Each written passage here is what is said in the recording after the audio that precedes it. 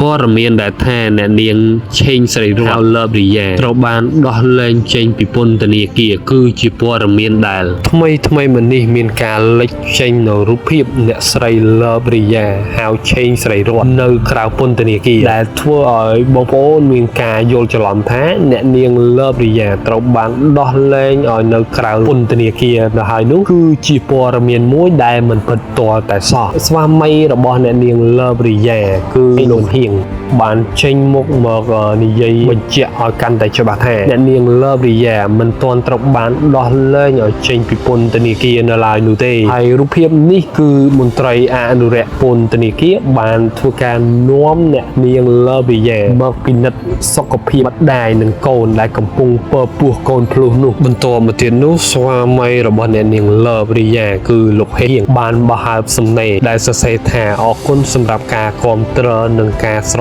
ឡាញ់ហើយនឹងនេះគឺជាព័ត៌មានមិនពិតទាល់តែសោះតមកទៀតនេះស្វាមីរបស់អ្នកនាងលើបរីយ៉ាគឺលោកហៀងបានបង្ហើបជាសំណេរបញ្ជាក់ថាមានចិត្តជាមនុស្សខ្លះទេដែល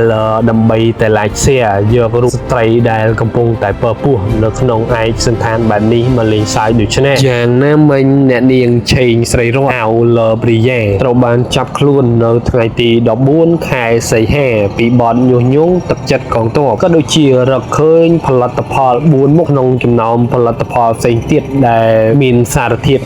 ហាមឃាត់ដែលមិនឲ្យប្រើប្រាស់ដែលធ្វើឲ្យប៉ះពាល់ទៅដល់សុខភាពអ្នកប្រើប្រាស់បន្ទាប់ពីឃាត់ខ្លួនមួយសប្តាហ៍មកទើបដឹងថាគាត់កំពុងតែពើពោះ